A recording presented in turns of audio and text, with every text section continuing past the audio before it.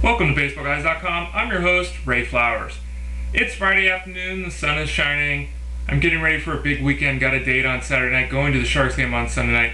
Things are really looking up for me. And there's also a lot of baseball players where things are looking up. There's some where things aren't looking up, and that's going to be kind of the theme of what I talk about today, the DL, injuries. It continues to strike.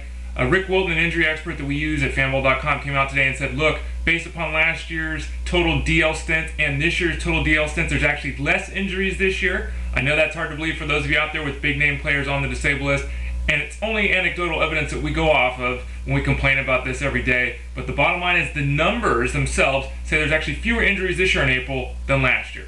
Be that as it may, lots of positive news for three players that could play a significant role this year for their fantasy squad. First off, Ian Kinsler is returning from his ankle injury. He's going to be inserted to the center of that lineup there with the Rangers.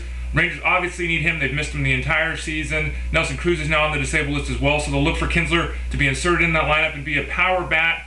He says the ankle's not 100%. He said he doubted whether it would be 100% all year. He did steal a base in his last minor league outing, so hopefully he'll be able to move around well enough to do a little bit on the base pass, but at least he'll be back out there in the lineup this weekend, and again, helping the Rangers from the middle of it. Cliff Lee's also set to return. He pitches later tonight. Mariners obviously made a big move to get him. They look at him as their 1B option to the 1A of Felix Hernandez. Might be the best righty-lefty combo in baseball when they're both going well. Look for Lee to slowly be worked back in to rotation and in no time be a very effective hurler in the American League in that ballpark, which greatly favors pitching. And then the third pitcher who's got good news is Brad Lidge. Brad Lidge is off the disabled list. He really started slowly in his minor league rehab, but lately has been very tough to hit. The fastball speed is back up. He's looked really good. This is great timing for the Phillies because going in the other direction is Ryan Madson. Now, Ryan Madson blew a save opportunity the other day against the Giants, was really frustrated about that, went into the locker room area, dugout area somewhere, kicked something, broke his big toe. That's right, he broke his big toe because he was frustrated. He's now been placed on the disabled list. So instead of Lidge slowly working back into that ninth inning role, he might just be inserted immediately back into it. Not quite sure how the Phillies are going to handle this, if they'll give him a couple of shots in the setup role, but obviously there's very little reason to think within a week, max, that Brad Lidge will be back pitching the ninth inning for the Phillies. On the downside again, we got Justin Duchscherer. A's pitcher, looks good whenever he's healthy. Unfortunately, he's never healthy.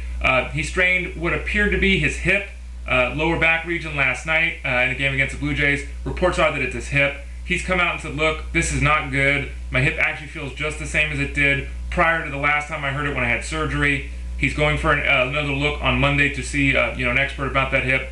They haven't put him on the disabled list at this point, but you have to think he's at least DL bound. He's at least going to miss those 15 days. Got to keep your fingers crossed that it's not something more substantial with Justin Duchscherer. Another Oakland A dealing with injury is Kurt Suzuki. Now, Kurt Suzuki has been out of the lineup with a side issue in the oblique area. Kind of waited to put him on the disabled list. They decided to do that today. Because he hasn't played in a couple days, the move is actually retroactive to May 9th, so he won't be out much longer than hopefully 10 more days. He thinks he'll be able to return at that point. The A's have Donaldson and Powell at catcher. Neither one of those is worth much. Again, it's only a short-term injury for Suzuki, so if you've made it this far without him, it's probably best just to hold tight. Jacoby Ellsbury with the Red Sox has his issue with the rib cage, the 4 hairline fractures. He took some work off the batting tee, had a lot of progress. The team was very excited. At the same time, it's off the batting tee, so he's not that far along. And secondly, the Red Sox weren't at all willing to say when he'll be ready to return.